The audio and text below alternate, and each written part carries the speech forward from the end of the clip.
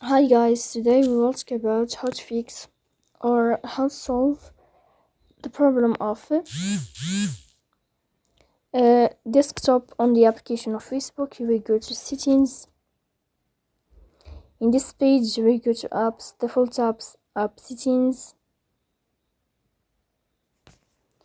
On above, here, you will search about Facebook app and you can click. Then this page of app info, you can click on first stop and you can click OK. Then you will enter to the window of storage. Then you can click on clear cache, but be attention, don't click clear data because that can delete your account. Here you will go to Play Store. You will search about the application of Facebook, and then you can update your app.